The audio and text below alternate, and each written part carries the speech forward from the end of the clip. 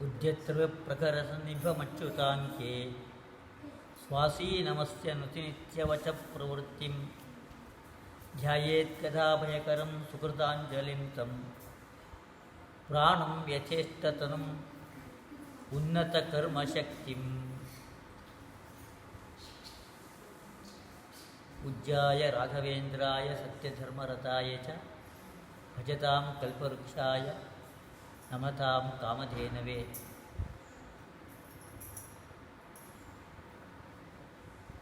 ಶ್ರೀಪಾದರಾಜರ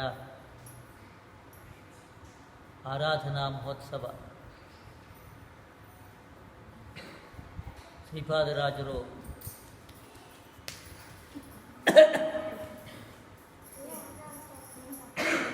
ಶಾಸ್ತ್ರದಲ್ಲಿ ಉದ್ದಾಮ ಪಂಡಿತರಾಗಿದ್ದರು. ಅವರು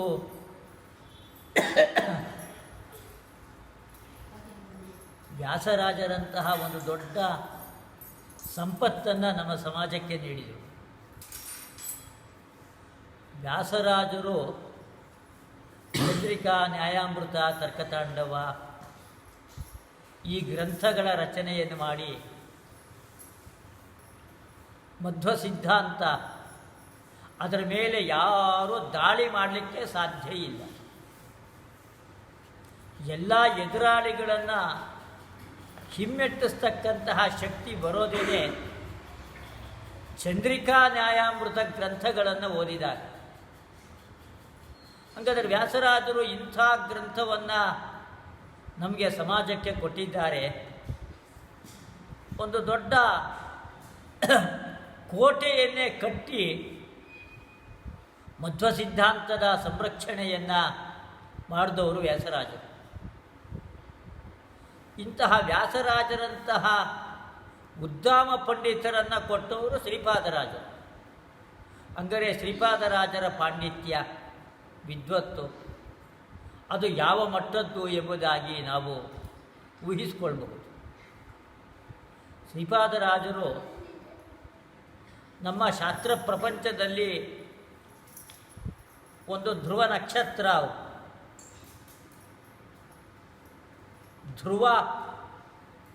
ಧ್ರುವ ಅಂತ ಹೇಳಿದರೆ ದಾರ್ಢ್ಯ ಅಂತ, ದೃಢತೆ, ಚಾಂಚಲ್ಯ ಇಲ್ಲದೇ ಇರತಕ್ಕಂಥದ್ದು ಅಂತ. ಆ ಧ್ರುವಕುಮಾರ ಚಿಕ್ಕ ವಯಸ್ಸಿನಲ್ಲೇ ಆ ದಾರ್ಢ್ಯವನ್ನು ಹೊಂದಿದ್ದ. ಅವರಿಗೆ ಸ್ವಲ್ಪನೂ ಕೂಡ ಚಾಂಚಲ್ಯ ಇರಲಿಲ್ಲ. ಆದ್ದರಿಂದ ಕಾಡಿಗೆ ಹೋದ. ಕಾಡಿಗೆ ಹೋಗಬೇಕಾದರೆ ನಾರದರು ಅವನಿಗೆ ಹೇಳಿದ್ದಿದೆ, ಅಲ್ಲಪ್ಪ, ನಿಂಗಿನ್ನೂ 5-6 ವರ್ಷದ ಚಿಕ್ಕ ಬಾಲಕ ನೀನು, ಎಲ್ಲೋ ಚೆಂಡು ಬ್ಯಾಟು ಹಿಡ್ಕೊಂಡು ಆಟ ಆಡೋ ವಯಸ್ಸಿದು. ಈ ವಯಸ್ಸಿನಲ್ಲಿ ಕಾಡಿಗೆ ಹೋಗ್ತೀನಿ, ತಪಸ್ ಮಾಡ್ತೀನಿ ಅಂತ ಹೀಗೆಲ್ಲ ಹೇಳ್ತಾ ಇದೆಯಾ? ಇದೆಲ್ಲ ನಿಮಗೆ ಕಾರ್ಯ ಸಾಧ್ಯನಾ? ಈ ಮಕ್ಕಳುಗಳಿಗೆ ತಪಸ್ಸು ಅದೆಲ್ಲ ಬೇಕಾ ಅಂತ ನಾರದರು ಈ ಮಾತನ್ನು ಆಡಿದ್ರಂತೆ. ಅವನು ತಪಸ್ಸಿಗೆ ಹೋಗಬೇಕು ಅಂತ ದೃಢ ನಿರ್ಧಾರ ಮಾಡಿದ್ದಾನೆ. ಆದರೆ ಅವನ ಮನಸ್ಸನ್ನು ಕೂಡ ವಿಷಯ ಪದಾರ್ಥಗಳ ಕಡೆಗೆ, ಅಂದರೆ ಮಕ್ಕಳ ಆಟದ ಕಡೆಗೆ ಸೆಳೀತಕ್ಕಂತಹ ಮಾತು, ಆ ತಪಸ್ಸಿಗೆ ವಿಘ್ನವನ್ನು, ಅಡಚಣೆಯನ್ನು ಉಂಟು ಮಾಡತಕ್ಕಂತಹ ಮಾತು, ಆ ಮಾತನ್ನು ಅವತ್ತು ನಾರದರು ಆಡಿದರು. ಆದರೂ ಧ್ರುವ ಅವರ ಮಾತಿಗೆ ಬೆಲೆ ಕೊಡಲಿಲ್ಲ.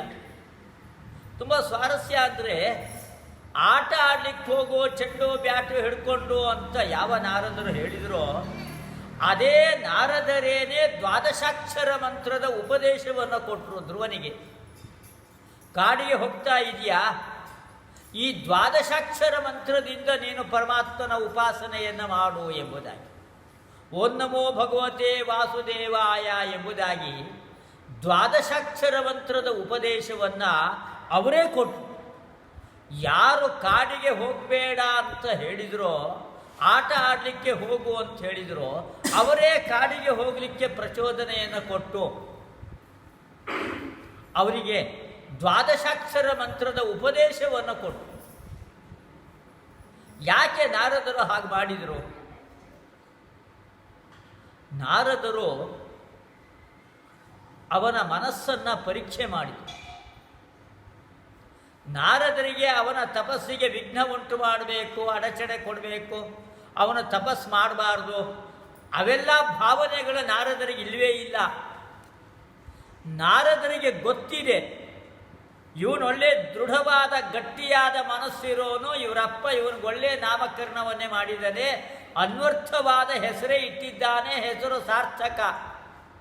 ಆದರೆ ಇದು ಜಗತ್ತಿಗೆ ಗೊತ್ತಾಗಬೇಕಲ್ವ, ಇದು ಜಗತ್ತಿಗೆ ಗೊತ್ತಾಗಬೇಕು ಅವನ ಮನಸ್ಸಿನ ದಾರ್ಢ್ಯ ಹೇಗಿದೆ ಏನು ಎಂಬುದಾಗಿ. ಮತ್ತೆ ಒಂದು ಆದರ್ಶವನ್ನು ಜಗತ್ತಿಗೆ ತೋರಿಸಿಕೊಡ್ಬೇಕಾಗಿದೆ. ಏನು ಆದರ್ಶ? ಏನು? ಮನೆಯಲ್ಲಿ ಮಕ್ಕಳುಗಳು ಅದು ತಿಂತೀವಿ ಇದು ತಿಂತೀವಿ ಎಂಬುದಾಗೆಲ್ಲ ಏಕಾದಶಿ ದಿವಸವೂ ಕೂಡ ಹೇಳ್ತಾ ಇರ್ತಾರೆ. ಆದರೆ ತಂದೆ ತಾಯಂದಿರುಗಳು ಯಾವ ರೀತಿ ನಡ್ಕೊಳ್ಬೇಕು ಎಂಬುದಾಗಿ ಅದನ್ನು ಜಗತ್ತಿಗೆ ತೋರಿಸಿಕೊಡ್ಬೇಕಾಗಿದೆ. ಧ್ರುವನನ್ನು ಆದರ್ಶವಾಗಿ ಇಟ್ಕೊಳ್ಬೇಕು. ಮಕ್ಕಳುಗಳೆಲ್ಲರೂ ಕೂಡ ಧ್ರುವನನ್ನು ಆದರ್ಶವಾಗಿ ಇಟ್ಕೊಳ್ಬೇಕು, ವಿಷಯ ಪದಾರ್ಥಗಳ ಸೆಳೆತಕ್ಕೆ ಒಳಗಾಗಬಾರದು ಎಂಬುದಾಗಿ ಇದನ್ನು ತೋರಿಸಿಕೊಡಬೇಕಾಗಿದೆ, ಧ್ರುವನ ಆದರ್ಶವನ್ನು. ಆದ್ದರಿಂದಾಗಿ ನಾರದರು ಅವನಿಗೆ ಆಟ ಆಡಲಿಕ್ಕೆ ಹೋಗು ಎಂಬುದಾಗೆಲ್ಲ ಹೇಳಿದ್ದುಂಟು. ನಮ್ಮ ಪ್ರಾಚೀನ ಕಾಲದ ಗುರುಕುಲ ಪದ್ಧತಿಯಲ್ಲಿ ಶಿಷ್ಯ ಬಂದ ಕೂಡಲೇ ಗುರುಗಳು ಪಾಠ ಮಾಡೋದು ಅಂತ ಇಲ್ಲ. ಶಿಷ್ಯ ಅವನು ಸಮಿತ್ಪಾಣಿ ಶ್ರೋತ್ರಿಯಂ ಬ್ರಹ್ಮನಿಷ್ಠಂ ಅಂತ ಉಪನಿಷತ್ತು ಹೇಳುತ್ತೆ. ಸಮಿತ್ಪಾಣಿ ಎಂಬುದಾಗಿ ಅವನ ಕೈಯಲ್ಲಿ ಸಮಿತ್ತನ್ನು ಹಿಡ್ಕೊಂಡು ಬರಬೇಕಂತೆ.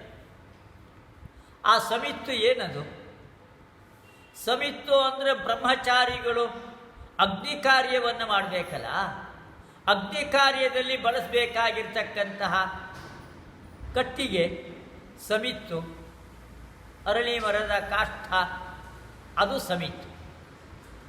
ಆದರೆ ಉಪನಿಷತ್ತು ಹೇಳ್ತಾ ಇರೋದು ಆ ಸಮಿತ್ತಲ್ಲ, ಅದು ಸಮಿತ್ ಅನ್ನೋದು ಸಂಕೇತ. ವೇದ ಉಪನಿಷತ್ತುಗಳಲ್ಲೆಲ್ಲ ನೇರವಾಗಿ ಮಾತನಾಡೋದು ಅಂತ ಇಲ್ಲ. ಪರೋಕ್ಷ ಪ್ರಿಯ ಇವ ಹಿ ದೇವಾಹ ಪ್ರತ್ಯಕ್ಷ ದ್ವಿಷಃ ಅಂತಲೇ ವೇದದಲ್ಲಿ ಒಂದು ಮಾತು ಬರುತ್ತೆ. ನೇರವಾಗಿ ಮಾತಾಡೋದನ್ನು ಬಯಸೋದಿಲ್ಲಂತೆ ಋಷಿಮುನಿಗಳು ಎಲ್ಲರೂ. ಸ್ವಲ್ಪ ಸುತ್ತ ಬಳಸಿ ಮಾತಾಡಬೇಕು, ಅದು ಅವ್ರಿಗೆ ಇಷ್ಟ ಅಂತ. ಅದನ್ನು ಸಮಿತ್ ಅನ್ನೋದು ಒಂದು ಸಂಕೇತ. ವೇದದಲ್ಲಿ ಇಂತಹ ಸಾಂಕೇತಿಕ ಭಾಷೆಗಳನ್ನು ಬೇಕಾದಷ್ಟು ನಾವು ಕಾಣಬಹುದು. ಸಮಿತ್ಪಾಣಿಹಿ, ಸಮಿತ್ತು ಸಂಕೇತ ಅಂತ ಹೇಳಿದೆ. ಯಾವುದರ ಸಂಕೇತ ಅದು? ಅದು ಮನಸ್ಸಿನ ಪಕ್ವತೆ, ಮನಸ್ಸಿನ ಪಕ್ವತೆಯ ಸಂಕೇತ. ಅವನು ಮಾವುತ ಅಂಕುಶವನ್ನು ಹಿಡ್ಕೊಂಡಿದ್ರೆ ಆನೆ ತಟಸ್ಥವಾಗಿ ಸುಂಗೆ ಇರುತ್ತೆ, ಏನೂ ಗಲಾಟೆ ಮಾಡೋದಿಲ್ಲ. ಇಲ್ವಾ ಅಂಕುಶ ಇಲ್ಲ ಅಂತ ಆದರೆ ಅದು ಗಲಾಟೆ ಮಾಡುತ್ತೆ. ಆ ಅಂಕುಶವನ್ನು ಕಂಡ್ರೆ ಆನೆಗೆ ಭೀತಿ. ಹಾಗೆ ಅಂಕುಶ ಕಂಡ್ರೆ ಆನೆ ಹೇಗೋ ಹಾಗೆ ಮದಭರಿತವಾಗಿರ್ತಕ್ಕಂತಹ ಇಂದ್ರಿಯಗಳಿಗೆ ಅಂಕುಶದಂತೆ ಇರತಕ್ಕಂಥದ್ದು ಈ ಸಮಿತಿ. ಸಮಿತ್ತು ಅಂದರೆ ಏನದು? ಮನಸ್ಸಿನ ದಂಡ, ಮನೋದಂಡನೆ, ಅದನ್ನೇ ಸಮಿತ್ಯೆಂಬುದಾಗಿ ಕರೆದಿತ್ತು. ಅವನು ಬಂದಾಗ ಗುರುಗಳಾದವರು ಶಿಷ್ಯನ ಪರೀಕ್ಷೆಯನ್ನು ಮಾಡ್ತಾ ಇದ್ದರು. ಇವನ ಮನಸ್ಸು ಎಷ್ಟು ದೃಢವಾಗಿದೆ ಎಂಬುದಾಗಿ. ಬರೀ ಚಾಂಚಲ್ಯ, ಟಿ ವಿನಲ್ಲಿ 10 ಏನೋ ಸೀರಿಯಲ್ಗಳೆಲ್ಲ ಬರ್ತಾ ಇರುತ್ತೆ, ಅದನ್ನು ನೋಡಬೇಕು ಇದನ್ನು ನೋಡಬೇಕು, ಆ ಮ್ಯಾಚು ಈ ಮ್ಯಾಚು ಏನೇನೋ ನೋಡಬೇಕು ಅನ್ನೋ ಕುತೂಹಲ ಇರ್ತಕ್ಕಂಥವನು. ಅವನಿಗೆ ಜೀವನದಲ್ಲಿ ಅವನೇನು ಸಾಧನೆ ಮಾಡಲಿಕ್ಕಾಗೋದಿಲ್ಲ. ಸಾಧನೆ ಮಾಡಬೇಕು ಅಂತ ಇದ್ದರೆ ಅವನು ಈ ವಿಷಯ ಪದಾರ್ಥಗಳ ಬಯಕೆಯನ್ನು ಕಡಿಮೆ ಮಾಡಿಕೊಳ್ಬೇಕು. ಮನಸ್ಸಿನ ದಾರ್ಢ್ಯವನ್ನು ಸಂಪಾದನೆ ಮಾಡಬೇಕು. ಮನಸ್ಸು ದೃಢವಾಗಿದ್ದರೆ ಆವಾಗ ಮಾತ್ರ ವಿಷಯ ಪದಾರ್ಥಗಳ ಬಯಕೆ ಅದನ್ನು ನಾವು ಹತೋಟಿಯಲ್ಲಿ ಇಟ್ಕೊಳ್ಬೋದು. ಆನೆಯನ್ನು ಹತೋಟಿಯಲ್ಲಿ ಇಟ್ಕೊಳ್ಳಿಕ್ಕೆ ಅಂಕುಶ ಹೇಗೋ ಹಾಗೆ ಆ ಮನಸ್ಸು ಮನಪ್ರಗ್ರಹಮೇವಚ ಅಂತ ಉಪನಿಷತ್ತು ಹೇಳುತ್ತೆ. ಆ ಕುದುರೆ ಗಾಡಿ ಓಡಿಸ್ತಾ ಇರ್ತಾನೆ, ಅವನ ಕೈಯಲ್ಲಿ ಆ ಕಡಿವಾಳ ಇರುತ್ತೆ, ಹಗ್ಗ ಇರುತ್ತೆ. ಆ ಹಗ್ಗವನ್ನು ಅವನೇನಾದರೂ ಹಾಗೆ ಶಿಥಿಲವಾಗಿ ಬಿಟ್ಟುಬಿಟ್ರೆ ಕುದುರೆ ಓಡತ್ತೆ ಓಡತ್ತೆ ಓಡತ್ತೆ. ಕುದುರೆಗೆ ಹೆಸರೇ ತುರಗ ಎಂಬುದಾಗಿ. ತ್ವರೆಯ ಗಚ್ಚತಿ, ಅವನ ಕೈ ಸಿಗದೇ ಇಲ್ಲ, ಮತ್ತದು ಓಡಿ ಓಡಿ ಓಡಿ ಎಲ್ಲೋ ಏನೋ ಪ್ರಪಾತಕ್ಕೆ ತಾನು ಬಿದ್ದುಬಿಡತ್ತೆ. ಹಾಗೆ ಇಂದ್ರಿಯಗಳನ್ನು ನಾವು ಹಿಡಿತದಲ್ಲಿ ಇಟ್ಕೊಳ್ಬೇಕು. ಅದು ಮನಪ್ರಗ್ರಹಮೇವಚ. ಅದಕ್ಕೆ ಮನಸ್ಸಿನ ದಾರ್ಢ್ಯ ಬೇಕು. ಮನಸ್ಸು ದೃಢವಾಗಿದ್ದರೆ ಆವಾಗ ಇಂದ್ರಿಯಗಳನ್ನೆಲ್ಲ ನಾವು ಹಿಡ್ಕೊಳ್ಬಹುದು. ಕಾಠಕ ಉಪನಿಷತ್ತಲ್ಲಿ ಹೇಳ್ತಾರೆ, ಪರಮಾತ್ಮ ಬ್ರಹ್ಮ ಈ ಇಂದ್ರಿಯಗಳನ್ನೆಲ್ಲ ಬಹಿರ್ಮುಖವನ್ನಾಗಿ ಸೃಷ್ಟಿ ಮಾಡಿದ್ದಾರಂತೆ. ಅದು ಬರೀ ವಿಷಯ ಪದಾರ್ಥಗಳ ಕಡೆಗೇ ಹೋಗಬೇಕು. ಆ ರೀತಿ ಇಂದ್ರಿಯಗಳನ್ನು ಸೃಷ್ಟಿ ಮಾಡಿದ್ದಾನೆ. ಅವುಗಳಿಗೆ ಇಂದ್ರಿಯ ಅಂತ ಹೆಸರೇ ಅದಕ್ಕೋಸ್ಕರವಾಗಿ. ಇದಂ ಇದಂ ಇದಂ ಇತಿ ದ್ರವತೆ ಇಂದ್ರಿಯಗಳು. ಈ ರೂಪ ಚೆನ್ನಾಗಿದೆ ಅಂತ ಕಣ್ಣು ಓಡುತ್ತಂತೆ, ರಸ ಚೆನ್ನಾಗಿದೆ ಅಂತ ನಾಲಿಗೆ ಓಡುತ್ತಂತೆ, ಗಂಧ ಚೆನ್ನಾಗಿದೆ ಅಂತ ಮೂಗು ಓಡುತ್ತಂತೆ ಘ್ರಾಣೇಂದ್ರಿಯ. ಹೀಗೆ ಇದಂ ಇದಂ ಇದಂ ಎಂಬುದಾಗಿ ವಿಷಯ ಪದಾರ್ಥಗಳ ಕಡೆಗೆ ಇಂದ್ರಿಯಗಳು ಓಡ್ತಾ ಇರುತ್ತೆ. ಅದರ ಬೆನ್ನನ್ನು ಹತ್ತಿ ಅದರ ಮನಸ್ಸನ್ನು ಹಿಡಿತದಲ್ಲಿ ಇಟ್ಕೊಂಡ್ರೆ ಆವಾಗ ಇಂದ್ರಿಯಗಳನ್ನೆಲ್ಲ ನಾವು ಹಿಡಿತದಲ್ಲಿ ಇಟ್ಕೊಳ್ಬಹುದು ಎಂಬುದಾಗಿ. ಅದರಿಂದ ಮನುಷ್ಯನ ಪರೀಕ್ಷೆಯನ್ನು ಮಾಡಬೇಕಂತೆ. ಪ್ರಾಚೀನ ಪದ್ಧತಿ ಅಂತ ಹೇಳ್ತಾರೆ. ಗುರುಕುಲಗಳಲ್ಲಿ ಶಿಷ್ಯಂದ್ರಗಳು ಬಂದಾಗ ಅವನ ಮನಸ್ಸಿನ ದಾರ್ಢ್ಯ ಎಷ್ಟಿದೆ ಅಂತ ಪರೀಕ್ಷೆ ಮಾಡಿ ಅವನಿಗೆ ವಿದ್ಯಾಭ್ಯಾಸವನ್ನು ಕೊಡ್ತಾ ಇತ್ತು.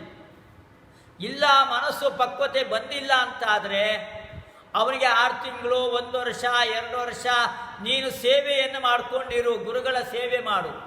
ಆ ಗುರುಗಳ ಸೇವೆ ಅಂದರೆ ಕಾಡಿಗೆ ಹೋಗಿ ಸಮಿತ್ತು ಅದೆಲ್ಲ ತರಬೇಕು, ದನ ಕಾಯಬೇಕು, ಯಜ್ಞಯಾಗಾದಿಗಳಿಗೆ ಬೇಕಾಗಿರ್ತಕ್ಕಂತಹ ಎಲ್ಲ ವಿಧವಾದ ಸವಲತ್ತುಗಳನ್ನು ಒದಗಿಸಿಕೊಡಬೇಕು.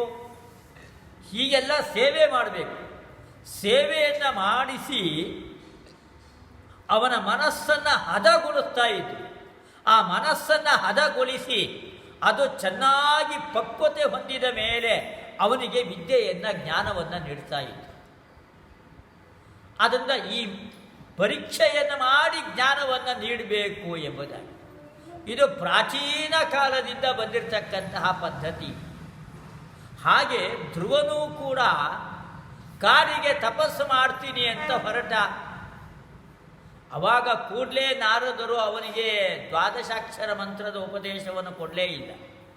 ನೋಡೋಣ ಇವನ ಮನಸ್ಸಿನ ಪಕ್ವತೆ ಎಷ್ಟಿದೆ ಎಂಬುದಾಗಿ ಪರೀಕ್ಷೆ ಮಾಡಬೇಕು ಎಂಬುದಾಗಿ, ಆಟ ಆಡಲಿಕ್ಕೆ ಹೋಗು, ಈ ಚಿಕ್ಕ ವಯಸ್ಸಲ್ಲಿ ಏನು ತಪಸ್ಸು ಅಂತ ಅವತ್ತು ಅವನಿಗೆ ಹೇಳಿದರು. ಆದರೆ ಧ್ರುವ ಗಟ್ಟಿಯ ಧ್ರುವ, ಇಲ್ಲ ನಾನು ಆಟ ಆಡಲಿಕ್ಕೆ ಹೋಗೋದಿಲ್ಲ, ತಪಸ್ಸಿಗೆ ಹೋಗ್ತೀನಿ ಎಂಬುದಾಗಿ. ಅವನ ಅಕ್ಷಾತ್ರ ತೇಜಸ್ಸು, ಆ ಕ್ಷಾತ್ರ ತೇಜಸ್ಸು ಅವನಿಗೆ ಅಷ್ಟು ಕೆಲಸ ಮಾಡ್ತಾ ಇತ್ತು. ಅವನಿಗೆ ಆಗಿರ್ತಕ್ಕಂತಹ ಅಪಮಾನ, ತಾಯಿಯಿಂದ, ಮಲತಾಯಿಯಿಂದ, ಸುರುಚಿಯಿಂದ ಅವನಿಗೆ ಆಗಿರ್ತಕ್ಕಂತಹ ಅಪಮಾನ ಅದು ಅಷ್ಟು ಅವನಿಗೆ ಕೆಲಸ ಮಾಡ್ತಾ ಇತ್ತು. ಆ ಕ್ಷಾತ್ರ ತೇಜಸ್ಸಿನಿಂದಾಗಿ ಆ ದೃಢವಾದ ನಿರ್ಧಾರವನ್ನು ಅವನು ಮಾಡಿದ್ದ. ಅದೇ ವಿಧವಾಗಿ ನಾರದರು ಅವನ ಪರೀಕ್ಷೆ ಮಾಡಿ ಅವನ ಪಕ್ವತೆಯನ್ನು ಅರಿತುಕೊಂಡು ಆಮೇಲೆ ಅವರಿಗೆ 12 ಮಂತ್ರದ ಉಪದೇಶವನ್ನು ಅವರಿಗೆ ಕೊಟ್ಟರು. ಕಾಡಿಗೆ ಹೋಗಿ ಯಶಸ್ಸನ್ನು ತಾನು ಸಂಪಾದನೆ ಮಾಡಿದ. ಕಾಡಿಗೆ ಹೋಗಿ ಒಳ್ಳೆ ಯಶಸ್ಸನ್ನು ಸಂಪಾದನೆ ಮಾಡಿದ. ಎಂಥ ಯಶಸ್ಸು ಅವನಿಗೆ ಬಂದಿದ್ದು. ಆದರೆ ಅವನೇ ಕೊನೆಗೆ ಪಶ್ಚಾತ್ತಾಪ ಪಡ್ತಾನೆ ಧ್ರುವ. ನಾನು ಕೆಟ್ಟ ಕೆಲಸ ಮಾಡಿದೆ ಎಂಬುದಾಗಿ. ಕೆಟ್ಟ ಕೆಲಸ ಮಾಡಿದೆ ಅಂದರೆ ಕಾಡಿಗೆ ಹೋಗಿ ತಪಸ್ಸು ಮಾಡಿದ ಕೆಟ್ಟ ಕೆಲಸ ಅಂತಲ್ಲ. ತಪಸ್ಸನ್ನು ಮಾಡ್ದ, ಭಾರಿ ಕಷ್ಟಪಟ್ಟು ತಪಸ್ಸನ್ನು ಮಾಡ್ದ. ಬರೀ ಎಲೆ ತಿನ್ಕೊಂಡಿರೋದು, ಬರೀ ಗಾಳಿ ಕುಡ್ಕೊಂಡಿರೋದು, ಎಂಥ ದಾರ್ಢ್ಯ ಬೇಕು ಹಾಗೆಲ್ಲ ಇರಲಿಕ್ಕೆ.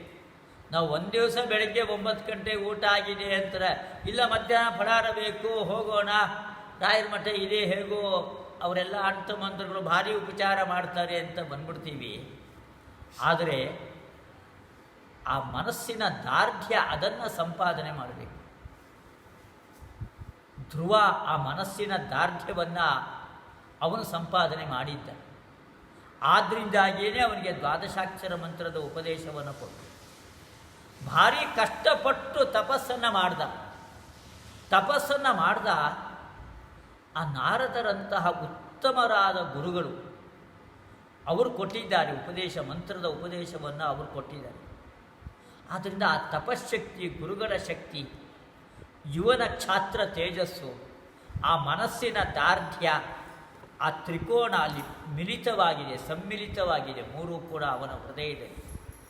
ಅದನ್ನು ಆ ಹೃದಯದಲ್ಲಿ ಪರಮಾತ್ಮನ ಸಾಕ್ಷಾತ್ಕಾರ ಆಗಿದೆ. ತಸ್ಯ ಕಾರ್ಯಂ ನ ವಿದ್ಯತೆ. ಕೃಷ್ಣ ಗೀತೆಯಲ್ಲಿ ಹೇಳೋದು ಅಲ್ಲ, ಧ್ರುವ ಕಾಡಿಗೆ ತಪಸ್ಸಿಗೆ ಹೋಗಿದ್ದ, ತಪಸ್ಸು ಮಾಡ್ತಾ ಮಾಡ್ತಾ ಕುಳಿತುಕೊಂಡಿದ್ದ, ಸಂಧ್ಯಾ ವಂದನೆ ಮಾಡಿಲ್ಲ ಅಂತ ಅನ್ನಬಾರ್ದು. ಆ ಪರಮಾತ್ಮನ ರೂಪವನ್ನು ಅಪ್ರಾಕೃತವಾದ ಜ್ಞಾನಾನಂದಾತ್ಮಕವಾದ ರೂಪ, ಆ ಜ್ಞಾನಾನಂದಾತ್ಮಕವಾದ ರೂಪವನ್ನು ನೋಡಿ ನೋಡಿ ನೋಡಿ ಅವನಿಗೆ ಸಂತೋಷವೋ ಸಂತೋಷ ಧ್ರುವನಿಗೆ. ಹೊರಗೆ ಬಾಹ್ಯ ಪದಾರ್ಥಗಳ ಎಚ್ಚರಿಕೆ ಇಲ್ಲೇ ಇಲ್ಲ. ಸಾಯಂಕಾಲ 6 ಗಂಟೆ ಆಯಿತೋ 7 ಗಂಟೆ ಆಯಿತೋ ಸೂರ್ಯಾಸ್ತ ಆಯಿತೋ ಅರ್ಘ್ಯ ಪ್ರದಾನ ಮಾಡಬೇಕು, ಯಾವ ಪರಿವೇನೂ ಇಲ್ಲ, ಎಚ್ಚರಿಕೆಯೂ ಇಲ್ಲ. ಅಂತಹ ದೃಢವಾದ ಗಟ್ಟಿಯಾದ ಮನಸ್ಸನ್ನು ಅವನು ಸಂಪಾದನೆ ಮಾಡಿದ್ದ. ಆ ಪರಮಾತ್ಮನನ್ನು ನೋಡಿ ನೋಡಿ ನೋಡಿ ಅವನಿಗೆ ಆನಂದ. ಆತ್ಮನ್ನೇವಚ ಸಂತುಷ್ಟ. ತನ್ನ ಒಳಗಡೆಗೆ ಅಂತರ್ಯಾಮಿಯಾದ ಪರಮಾತ್ಮನನ್ನು ನೋಡಿ ಆನಂದವೋ ಆನಂದ, ಅಪ್ರಾಕೃತವಾದ ಜ್ಞಾನಾನಂದವಾದ ರೂಪವನ್ನು ದಿವ್ಯ ದೃಷ್ಟಿಯಿಂದ ನೋಡ್ತಾ ಇದ್ದಾನೆ. ಆನಂದವಾಗಿದೆ ಅವನಿಗೆ. ಆದ್ದರಿಂದ ಹೊರಗಿನ ಪರಿವೆ ಬರಲೇ ಇಲ್ಲ.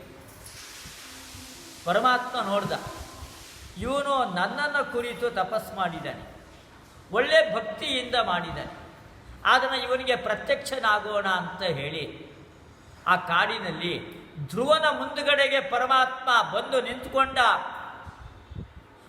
ನಿಂತ್ಕೊಂಡ್ರೆ ಧ್ರುವ ಕಣ್ತೆರೆದು ನೋಡಬೇಕಲ್ಲ ಪರಮಾತ್ಮನನ್ನು. ನೋಡ್ತಲೇ ಇಲ್ಲ. ಅಯ್ಯೋ, ನಾನು ಎದುರಿಗೆ ಬಂದು ನಿಂತ್ಕೊಂಡ್ರು ನನ್ನ ನೋಡ್ತಾ ಇಲ್ಲಲ್ಲ ಅಂತ ಪರಮಾತ್ಮನಿಗೆ ಬೇಸರ ಆಗಬೇಕು. ಹಂಗೆ ಧ್ರುವ ವರ್ತಿಸ್ತಾ ಇದ್ದಾನೆ. ನೋಡ್ತಲೇ ಇಲ್ಲ ಪರಮಾತ್ಮನನ್ನು. ಪರಮಾತ್ಮ ನಿಂತ್ಕೊಂಡ, ನೋಡ್ದ, ಕಣ್ತೀರ್ತಾನೇನೋ ನೋಡ್ತಾನೇನೋ ಎಂಬುದಾಗಿ ನೋಡಲೇ ಇಲ್ಲ. ಆವಾಗ ಪರಮಾತ್ಮ ಆ ಒಳಗಡೆಗೆ ಕಾಣ್ತಾ ಇರ್ತಕ್ಕಂಥ ತನ್ನ ರೂಪವನ್ನು ಅದೃಶ್ಯಗೊಳಿಸಿದ. ಯಾವ ರೂಪವನ್ನು ಧ್ರುವ ನೋಡ್ತಾ ಇದ್ದ, ಆತ್ಮನ್ನೇವ ಚ ಸಂತುಷ್ಟ, ಆತ್ಮನ್ನೇವ ಆತ್ಮಾನಂ ಪಶ್ಯೇತ್ ಅಂತ ಶ್ರುತಿ ಹೇಳಿದೆಯಲ್ಲ, ಆ ಒಳಗಡೆಗೆ ಅಂತರ್ಯಾಮಿಯಾದ ರೂಪವನ್ನು ನೋಡ್ತಾ ಇದ್ದ. ಆ ರೂಪವೇ ಅದೃಶ್ಯವಾಗಿ ಹೋಯಿತು. ಧ್ರುವನಿಗೆ ಒಂದು ಕ್ಷಣಕಾಲ ಭಾರಿ ಕಸಿಬಿಸಿ ಆಯಿತು, ತುಂಬ ಗಲಿಬಿಲಿ ಆಯಿತು. ಅರೆ ಎಲ್ಲೋಯ್ತು ಆ ರೂಪ ಎಂಬುದಾಗಿ. ಇಲ್ಲೇ ಹೃದಯದಲ್ಲಿ ಇತ್ತಲ್ಲ, ಎಲ್ಲೋಯ್ತು ಎಂಬುದಾಗಿ ತುಂಬ ಗಲಿಬಿಲಿ. ಆ ಗಲಿಬಿಲಿಯಲ್ಲಿ ಕಣ್ತೆರೆದು ನೋಡ್ತಾನೆ, ಎದುರುಗಡೆಯೇ ಪರಮಾತ್ಮ ನಿಂತ್ಕೊಂಡಿದ್ದಾನೆ. ವಾಸುದೇವ ರೂಪಿಯಾದ ಪರಮಾತ್ಮ ಎದುರುಗಡೆಯೇ ನಿಂತ್ಕೊಂಡಿದ್ದಾನೆ. ಹೀಗೆ ಪರಮಾತ್ಮನ ಸಾಕ್ಷಾತ್ಕಾರವನ್ನು ಪಡ್ಕೊಂಡ ಧ್ರುವ ತನಗೆ ಅಪಮಾನ ಆಗಿದೆ, ಕ್ಷಾತ್ರ ತೇಜಸ್ಸು ಊರ್ಜಿತವಾಗಿದೆ, ಉದ್ಬುದ್ಧವಾಗಿದೆ. ಅವನಿಗೆ ವರವನ್ನು ಕೇಳ್ದ,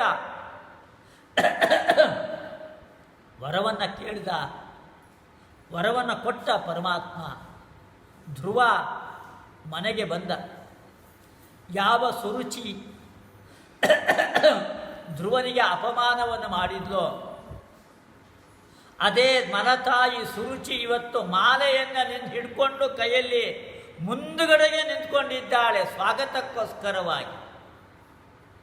ವ್ಯಾಸರು ಹೇಳ್ತಾರೆ, ತಗ್ಗಿನ ಕಡೆಗೆ ನೀರು ಹರ್ಕೊಂಡು ಹೋಗುತ್ತೆ, ಎತ್ತರದ ಕಡೆಗೆ ನೀರು ಯಾವತ್ತೂ ಕೂಡ ಹರಿಯೋದಿಲ್ಲ ಎಂದು. ಆ ಭಕ್ತಿಯಿಂದ ಮನಸ್ಸು ಪಕ್ವತೆಯನ್ನು ಹೊಂದಬೇಕು. ಆವಾಗ ಪರಮಾತ್ಮ ತಾನು ಒಲಿದು ಬರ್ತಾನೆ.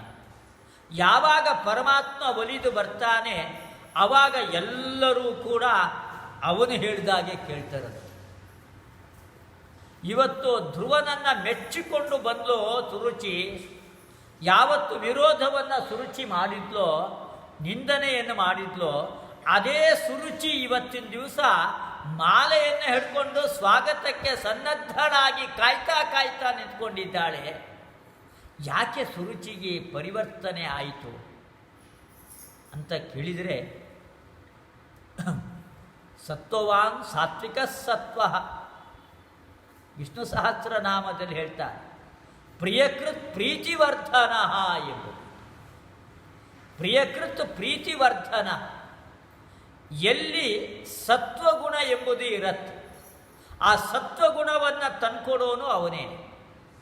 ಆ ಸತ್ವಗುಣ ಇದ್ದಾಗ ಅಲ್ಲಿಗೆ ಆ ಪ್ರೀತಿ ಅನ್ನೋದು ಹರಿದು ಬರುತ್ತಂತೆ.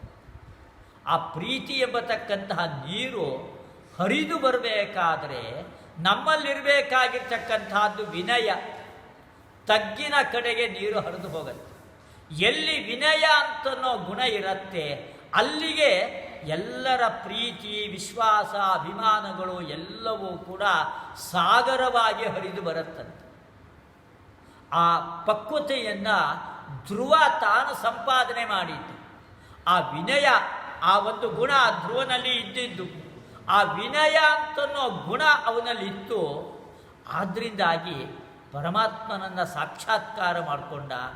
ಸತ್ವಗುಣ ಭೂಯಿಷ್ಠವಾಗಿದೆ ಅವನ ಮನಸ್ಸು. ಇವಾಗ ಆ ಸತ್ವಗುಣ ಇರೋದರಿಂದಾಗಿ ಆ ಸುರುಚಿ ಅವಳು ಕೂಡ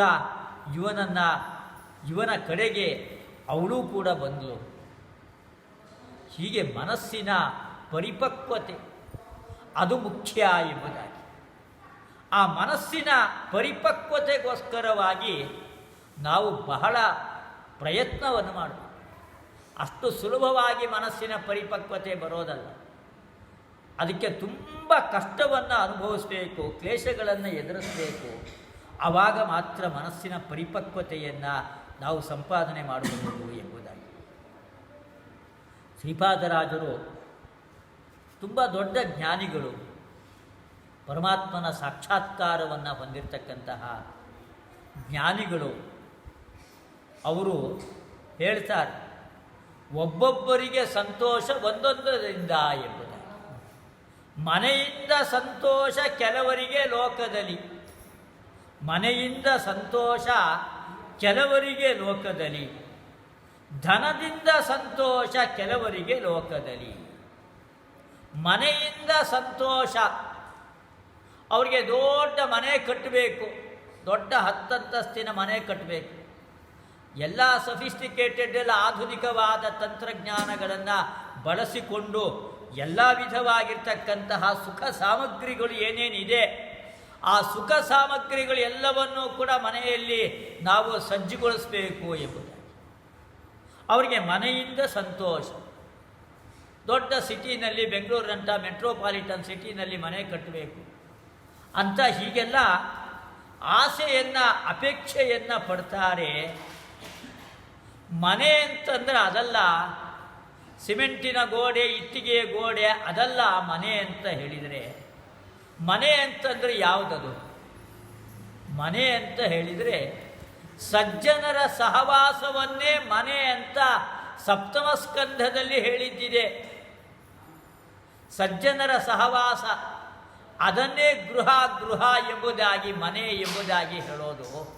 ಆದ್ದರಿಂದ ಮನೆಯಿಂದ ಸಂತೋಷ ಅಂತ ಹೇಳಿದರೆ ನಿಜವಾಗಿ ನಮಗೆ ಸಂತೋಷ ಸಜ್ಜನರ ಸಹವಾಸವನ್ನು ಮಾಡಬೇಕು.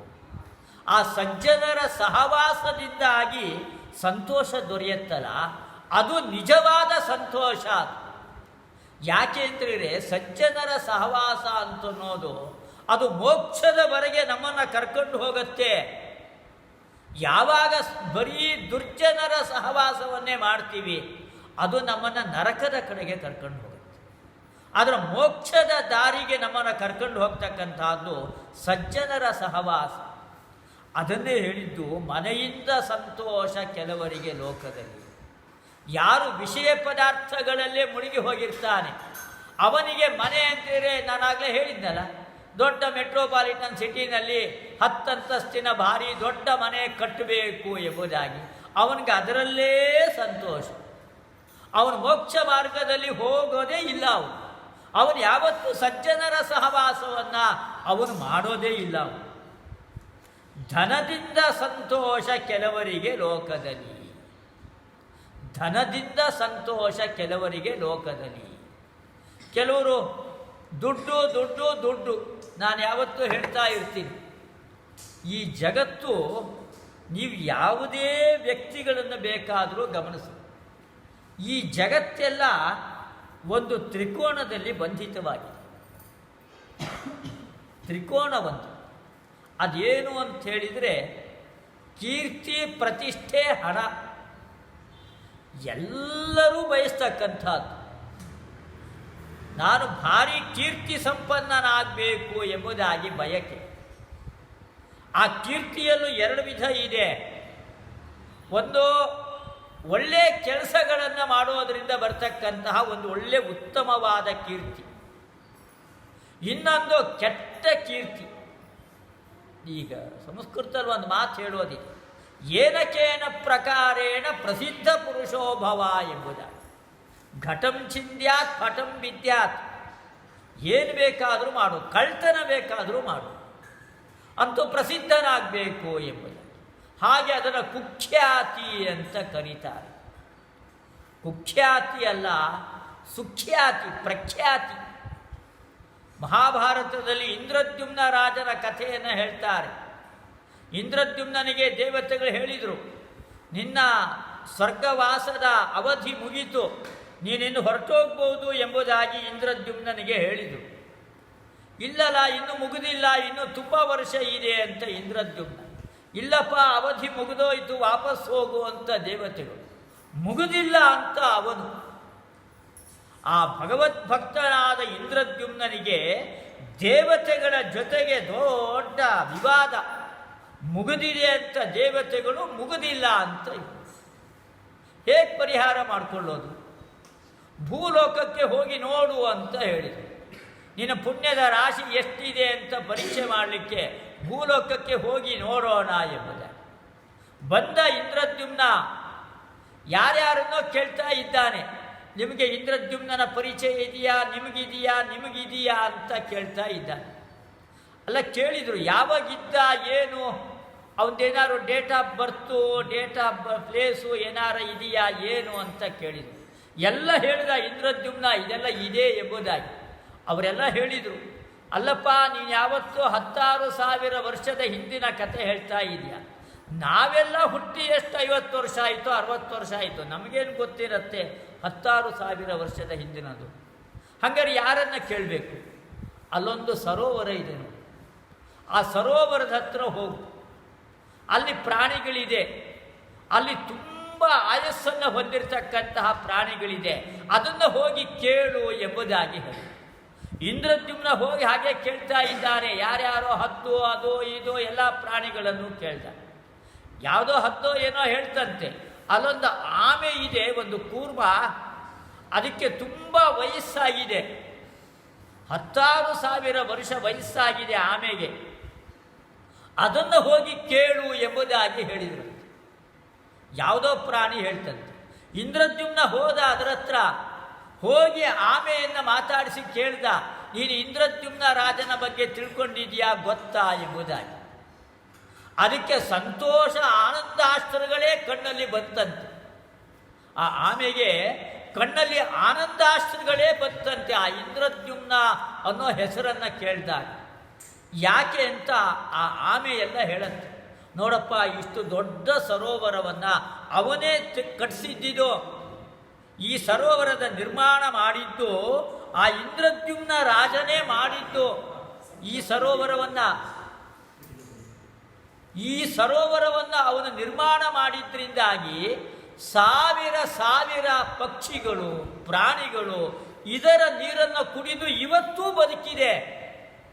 ಎಂಥ ಉಪಕಾರ ಮಾಡಿದ್ದಾನೆ. ಸಾವಿರ ಸಾವಿರ ಮೀನುಗಳು ಬದುಕಿದೆ ಸರೋವರದಲ್ಲಿ. ಅವನಿಂದಾಗಿ ಎಂಥ ಒಂದು ಜೀವ ರಕ್ಷಣೆ ಅವನಿಂದ ಆಗಿದೆ. ಸುತ್ತಲೂ ನೋಡಿ, ಇಲ್ಲಿ ಎಷ್ಟು ಮರ ಗಿಡ ಹಚ್ಚ ಹಸುರಾಗಿದೆ ನೋಡು, ಕಾಡು.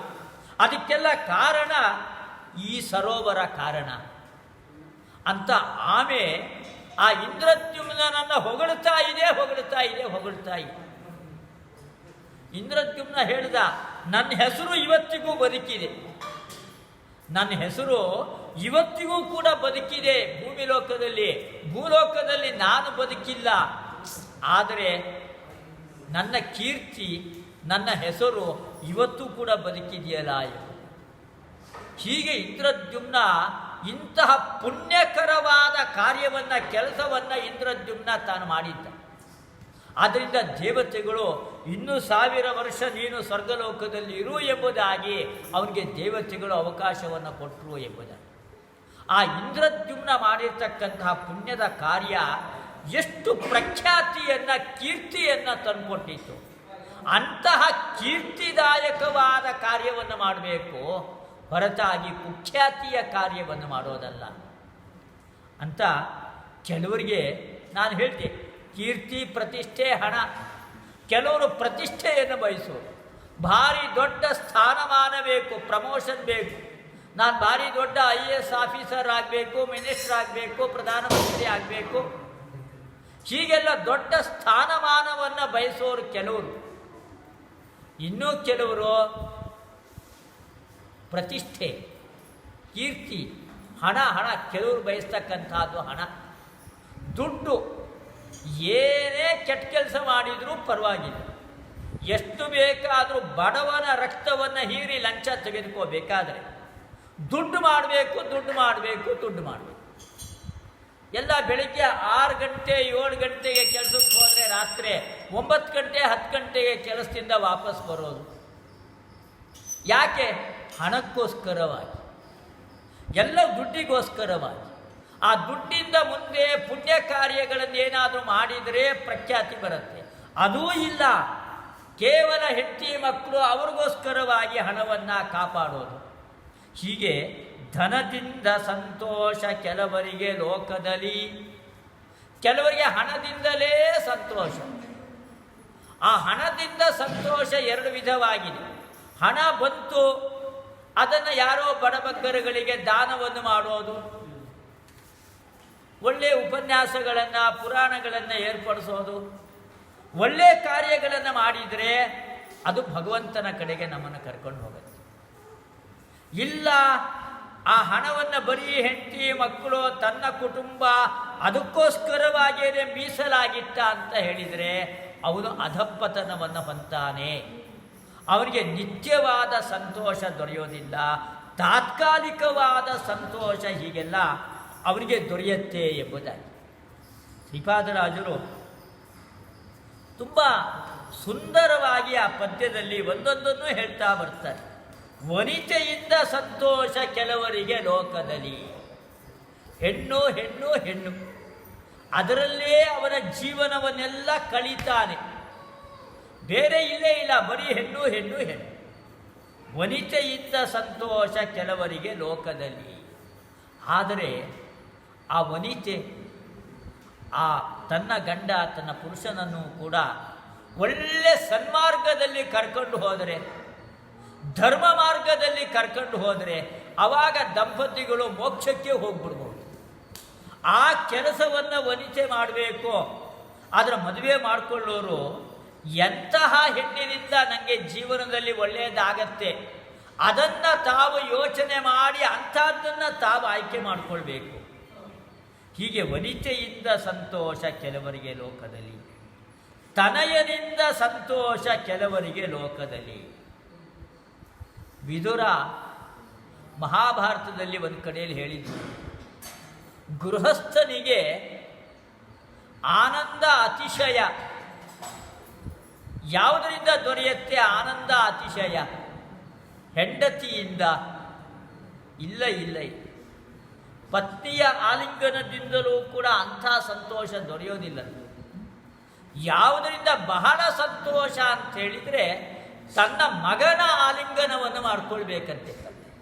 ಆ ಮಗನ ಆಲಿಂಗನದಿಂದ ದೊರೆಯತಕ್ಕಂಥ ಸಂತೋಷ ಇದೆಯಲ್ಲ, ಆ ಸಂತೋಷವೇ ಲೋಕದಲ್ಲಿ ತುಂಬ ದೊಡ್ಡ ಸಂತೋಷ ಅದು ಅಂತ ವಿದುರ ಒಂದು ಕಡೆಯಲ್ಲಿ ಗೃಹಸ್ಥ ಧರ್ಮವನ್ನು ಹೇಳಬೇಕಾದ್ರೆ ಹೇಳಿದ್ದಿದೆ ವಿದುರ ಮಹಾಭಾರತ. ಅದನ್ನು ಶ್ರೀಪಾದರಾಜರು ತನಯನಿಂದ ಸಂತೋಷ ಅಂತ ಹೇಳ್ತಾರೆ. ಉತ್ತಾನಪಾದ ರಾಜನಿಗೆ ಸಂತೋಷ ಅಂದರೆ ಯಾರಿಂದ ಸಂತೋಷ? ಧ್ರುವನಿಂದ ಸಂತೋಷ.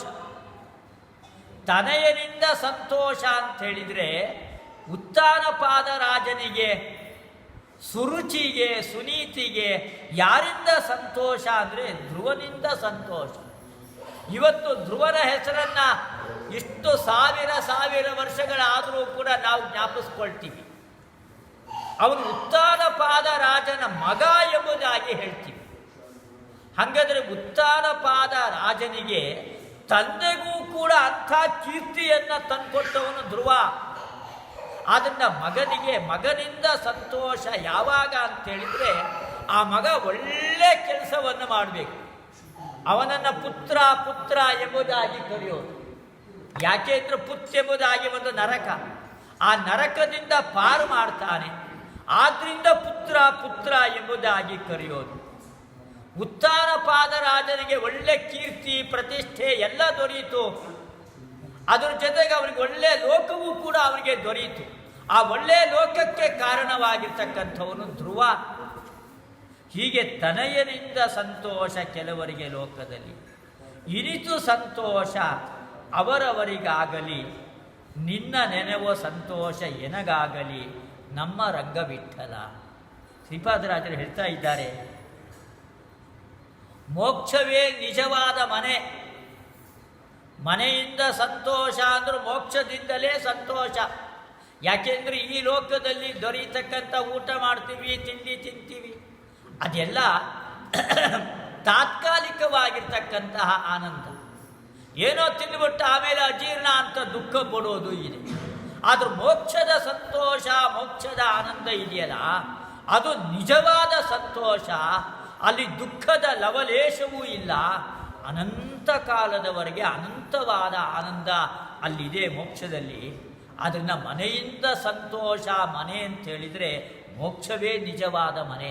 ಅಲ್ಲಿಂದ ದೊರೆಯತಕ್ಕಂಥ ಸಂತೋಷವೇ ನಿಜವಾದ ಸಂತೋಷ. ಆ ಸಂತೋಷ ಯಾವುದರಿಂದ ದೊರೆಯುತ್ತೆ ಅಂತೇಳಿ ನಿನ್ನ ನೆನೆವ ಸಂತೋಷ.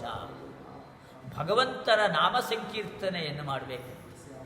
ಕಲಿಯುಗದಲ್ಲಿ ಅದೇ ಅಲ್ವಾ ಮುಖ್ಯವಾಗಿ ಮಾಡಬೇಕಾದದ್ದು, ನಾಮ ಸಂಕೀರ್ತನೆ. ಕೃಷ್ಣ ಗೋವಿಂದ ಎಂಬುದಾಗಿ ಕೂಗಿದರೂ ಸಾಕು. ದ್ರೌಪದಿ ಕೂಗಿದಾಗ ಬಂದು ಕೃಷ್ಣ ರಕ್ಷಣೆಯನ್ನು ನೀಡಲಿಲ್ವಾ?